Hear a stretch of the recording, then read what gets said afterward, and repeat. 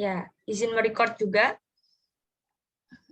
Gerak langkah ini adalah salah satu bentuk, ya, ini beberapa alasan kami. Gerak langkah ini sebuah gerakan kemanusiaan sebenarnya dari kita yang berorientasi sebenarnya pada isu sosial, pendidikan, kesehatan masyarakat dengan mengedepankan pengabdian dan pemberdayaan bersama. Kita tahu Indonesia akan memasuki generasi emas pada tahun 2045. Dan yang mengisi generasi emas adalah generasi-generasi muda sekarang nantinya. Sehingga generasi emas ini harus memiliki modal kecerdasan yang komprehensif, inovatif, interaktif, produktif, berkepribadian, dan berperadaban tinggi.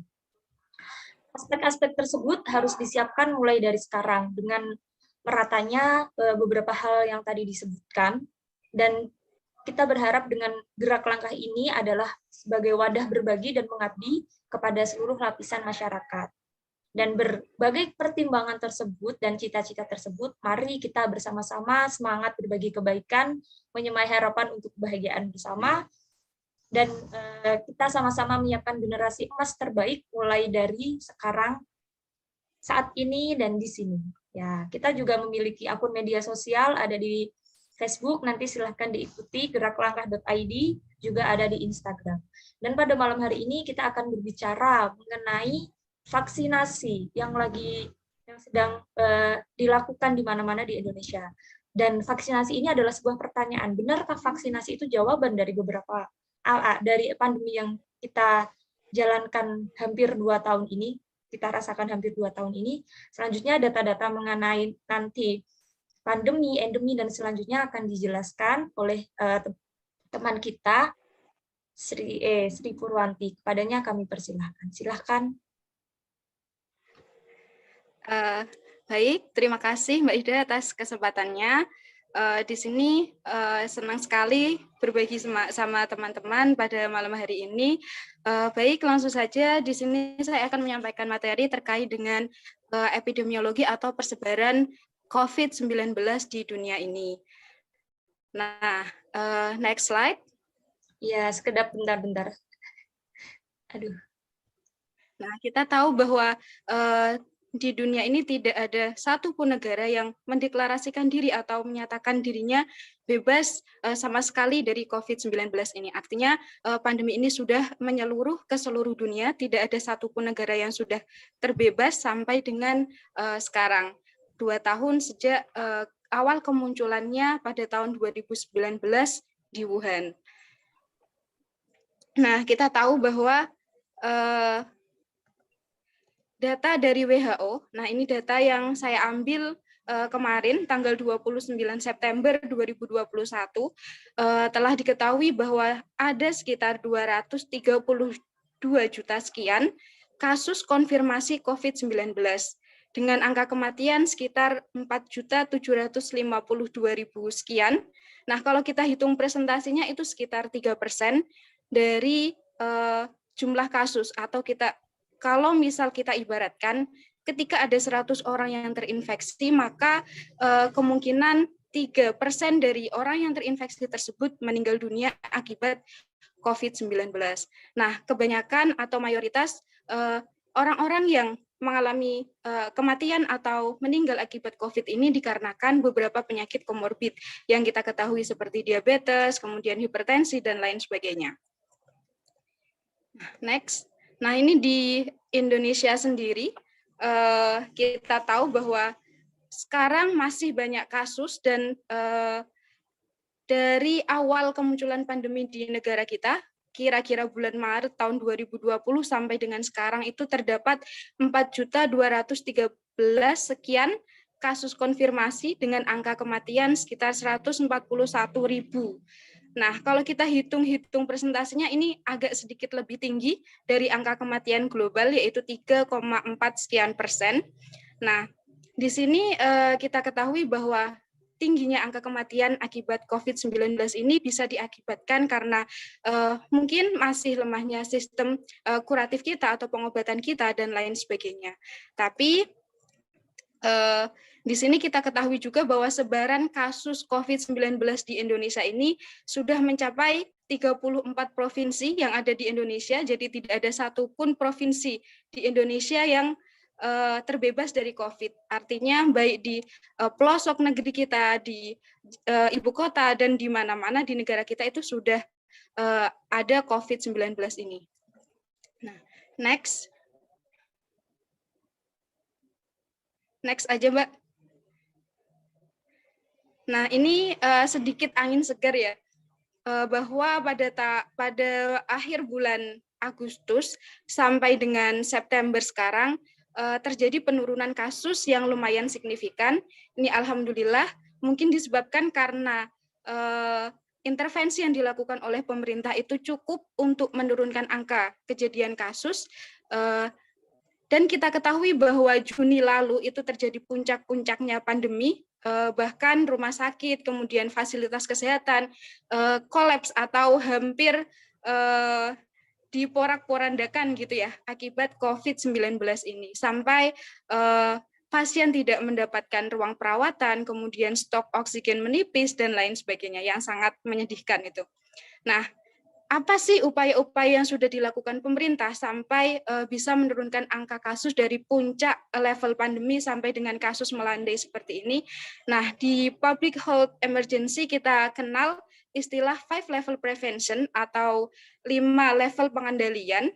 Di sini terdapat piramida 5 level prevention itu. Yang pertama ada health promotion atau promosi kesehatan, kemudian specific protection, early diagnosis and prompt treatment, disability limitation, kemudian rehabilitation. Nah, health promotion itu apa sih? Promosi kesehatan itu sudah dilakukan oleh pemerintah kita, oleh masyarakat kita, dan melibatkan semua elemen masyarakat kita. Seperti kita ketahui bahwa sudah tidak asing lagi di telinga kita adanya gerakan 5M, kemudian 3T, dan lain sebagainya. Kemudian kalau early diagnosis dan prompt treatment, kita ketahui bahwa sudah dilakukan banyak testing, kemudian swab PCR, dan tracing atau penelusuran jika ada kasus yang terpapar, dan surveillance epidemiologi yang begitu ketat dilakukan oleh fasilitas kesehatan kita dari hulu sampai hilir. Kemudian disability limitation dan rehabilitation sudah dilakukan oleh teman-teman kita yang ada di fasilitas kesehatan seperti dokter, perawat, dan lain sebagainya dengan cara meminimalisir adanya keparahan akibat penyakit COVID-19 dan upaya pengobatan. Nah, yang sekarang digerakkan atau yang sekarang baru-baru digencarkan oleh pemerintah yaitu level pengendalian kesehatan masyarakat untuk COVID-19 ini di specific protection atau perlindungan spesifik. Nah, perlindungan spesifik itu seperti apa sih? Yaitu salah satunya melalui vaksinasi. Nah, vaksinasi merupakan upaya pengendalian dengan cara menyuntikkan atau memasukkan antigen ke dalam tubuh manusia. Nah, untuk lebih jauhnya kita mengetahui terkait dengan vaksinasi ini, kita akan dijelaskan, dipaparkan oleh apoteker kita dari klinik MMH, Mbak Ismatu Zulfa. Nah, kita akan tahu gimana produk vaksin itu dihasilkan, kemudian bagaimana dia berguna untuk tubuh dan cara kerja di dalam tubuh. Monggo, Mbak Zulfa, silahkan menjelaskan. Terima kasih atas pembukaannya. Nah, sebenarnya saya tidak akan berbicara banyak mengenai vaksinasi karena mungkin kita sudah terbiasa mendengar vaksinasi atau imunisasi dari dulu. PPT-nya nggak kelihatan ya? Sudah saya share screen. Wanti kelihatan nggak PPT-nya? Kelihatan.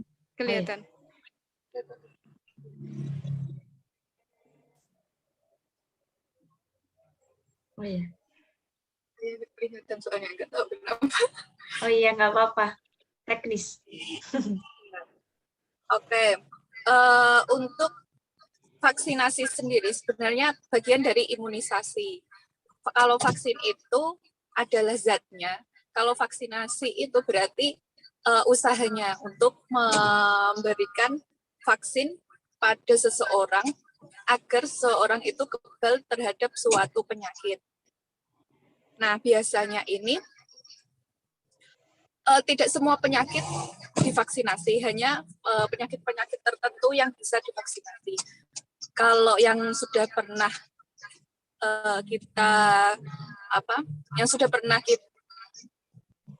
yang digunakan biasanya itu ada vaksin TBC, terus DPT, polio, dan lain-lain. Nah, komponen vaksin itu bisa berupa, kalau di vaksin, kita berbicara vaksin COVID-19 ini, ada berupa virus non aktif, materi genetik, dan yang lain-lain. Mungkin itu kalau kita pahami secara lumayan rumit gitu ya. Tapi intinya vaksin ini membantu kita untuk kebal dari suatu penyakit. Lanjut. Nah, prinsip kerjanya seperti itu. Jadi di dalam vaksin itu ada antigen atau zat yang memicu tubuh untuk membentuk kekebalan, sehingga nanti ketika ada penyakit yang masuk, dia sudah mengenal, tubuh sudah mengenal karena pernah terpapar sebelumnya oleh zat atau antigen tadi. Kalau sudah pernah mengenal, berarti tubuh lebih mudah, kalau mengenal berarti lebih lebih mudah untuk menyerang balik gitu. Oke, lanjut.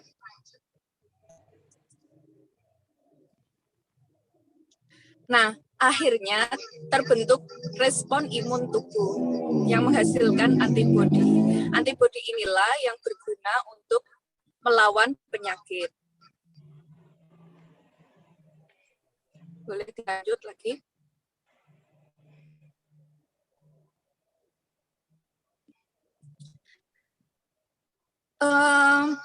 Vaksinasi ini sebenarnya berguna nggak sih? Sebenarnya bisa nggak sih menghentikan penyebaran penyakit? Nah, karena memang vaksin itu digunakan untuk penyakit yang menular.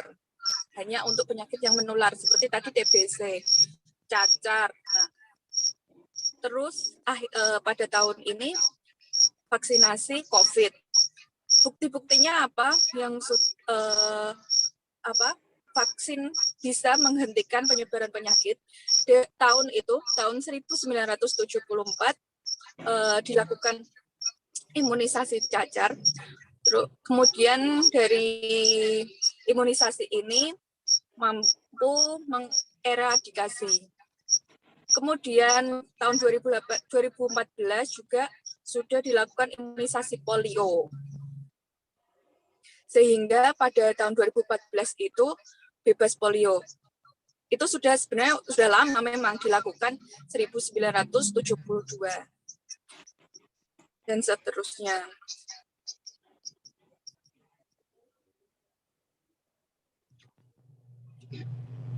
Nah, tujuan vaksin selain untuk membentuk kekebalan tubuh untuk individu, juga untuk membentuk kekebalan secara komunitas. Karena ini kan termasuk penyakit menular, sehingga perlu ketika semakin banyak orang yang tidak terjangkit oleh penyakit itu, maka penyakit itu juga akan semakin hilang atau melemah. Nah, itulah yang disebut kekebalan komunitas gitu, immunity.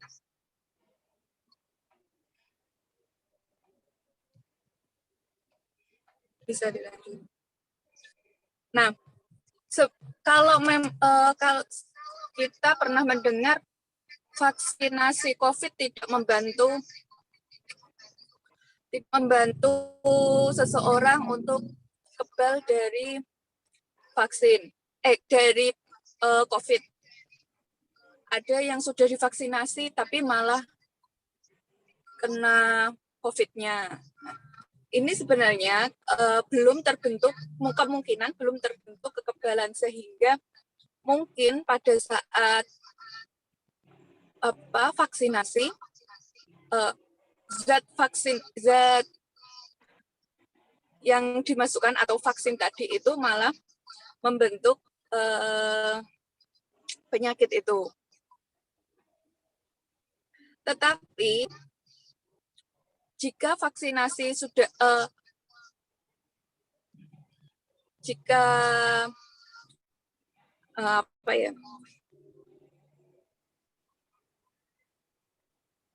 imun sudah terbentuk, itu kemungkinan resiko terpapar COVID itu menurun.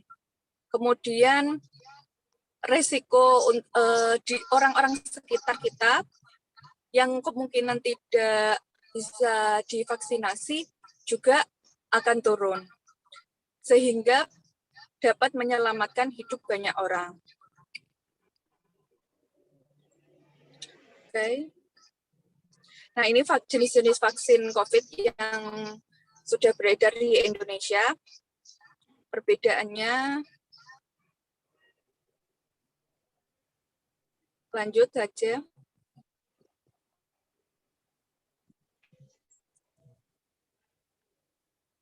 Itu juga sama perbedaannya, rata-rata semuanya menggunakan 2 kali dosis agar lebih memicu imunitasnya lebih baik. Semuanya digunakan secara intramuskular atau disuntikkan ke otot. Jadi nggak ada yang secara diminum. Nggak ada. Lanjut. Nah, vaksin ini sama seperti obat, itu juga melalui banyak tahapan klinis atau preklinis, praklinis maupun klinis. Sehingga sebenarnya itu ya sebenarnya tidak mudah untuk membuat vaksin. Ada fase 1, fase 2, fase 3, dan seterusnya. Yang ini sebenarnya kalau memang dilakukan tidak mendadak, itu bisa bertahun-tahun, bahkan puluhan tahun. Untuk apa sih fase ini dilakukan? Ya untuk mendapatkan keamanan serta efektivitas dari vaksin itu sendiri.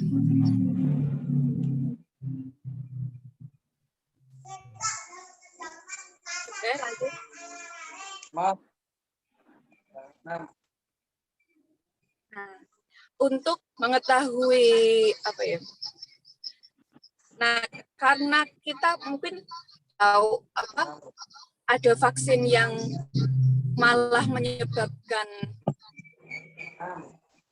kematian atau menyebabkan kesakitan yang berlebih, itu sebenarnya benar nggak sih? Padahal kan vaksin sudah dilakukan, sudah melalui banyak percobaan penelitian. Nah, kita akan mendengar dari Saudara Ida untuk mengetahui hal itu. Terima kasih. Silakan. Sebelumnya, ya, terima kasih Mbak Zulfa. Sebentar saya stop share. Saya ulangi lagi share screen. Teman-teman, jika nanti ada pertanyaan, boleh ditanyakan di kolom komentar.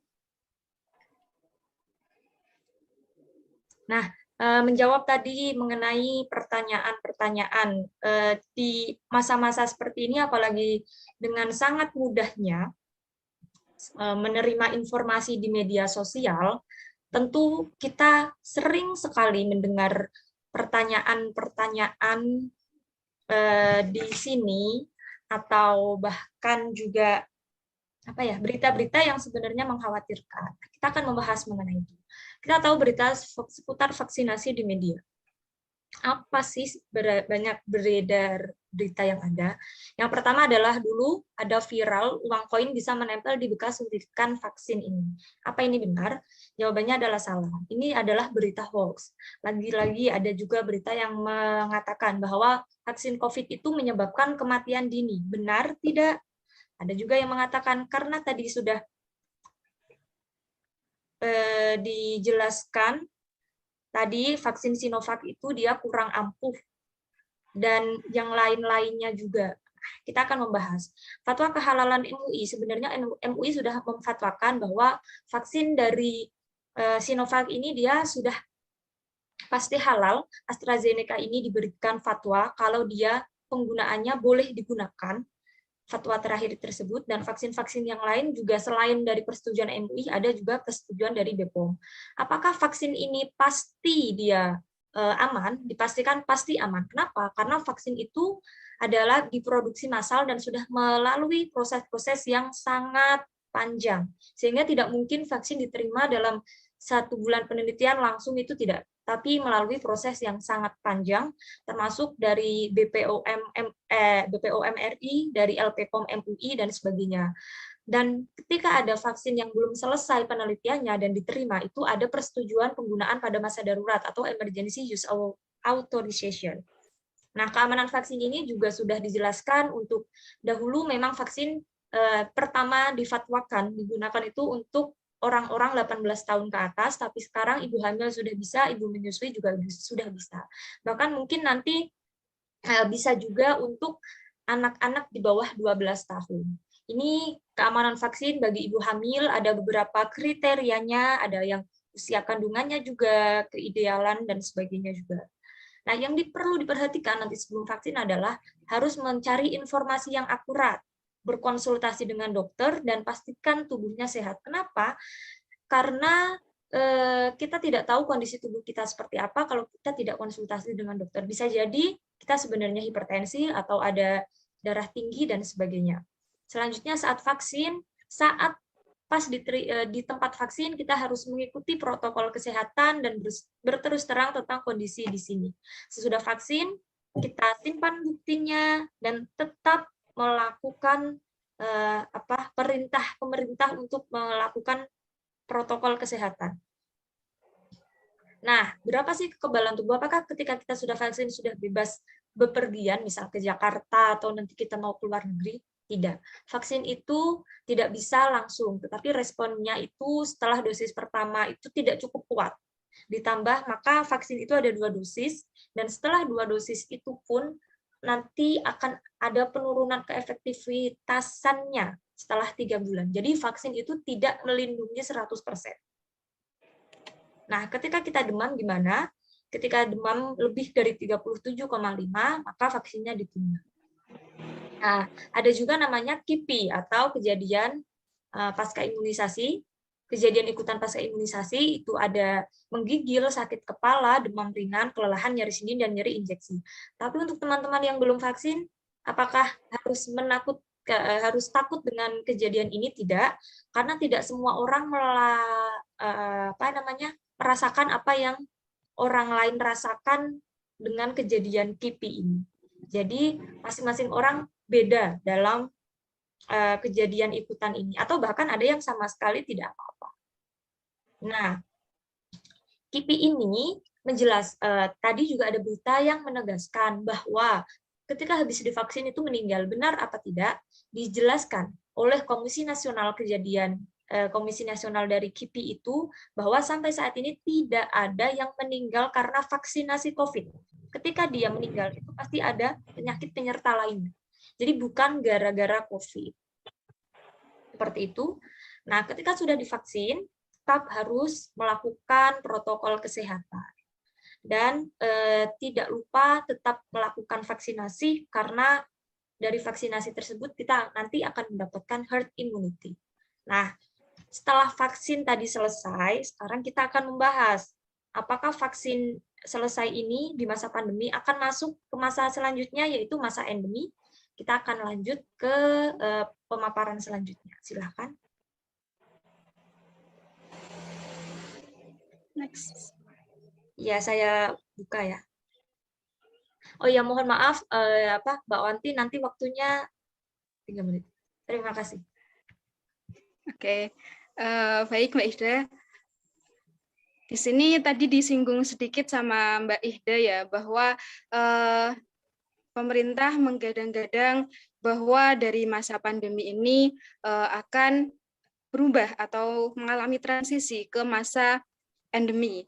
Nah, apa sih sebenarnya pandemi dan endemi ini? Kalau kita ketahui bersama bahwa pandemi itu adalah kejadian wabah yang meluas dan mencapai ke seluruh dunia, ke seluruh penjuru dunia.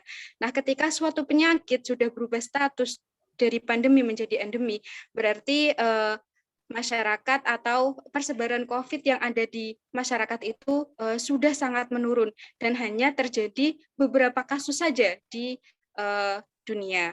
Nah, ini dikarenakan apa? Pemerintah mewacanakan adanya transisi dari masa pandemi menjadi endemi. Nah, ini ada kabar baik ya dari data dari Johns Hopkins University. Nah, bahwa pada tanggal 12 September itu Indonesia berhasil menurunkan kasus positif COVID sebesar 58% dalam waktu 2 minggu. Nah, ini keberhasilan yang patut disyukuri dan patut diapresiasi.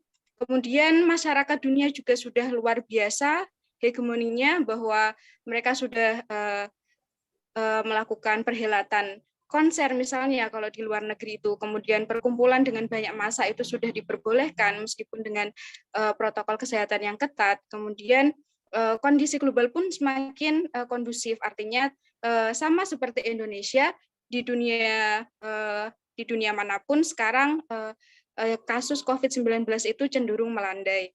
Nah, di samping itu, di samping adanya penurunan kasus juga terjadi penurunan angka kematian dikarenakan sudah bagusnya pengobatan kita, kemudian treatment yang dilakukan sudah menemukan jalannya seperti itu, sudah baik, kemudian angka kesembuhan meningkat, kemudian fasilitas kesehatan pun tidak kolaps, kembali normal kembali, tenaga kesehatan dapat bekerja normal kembali.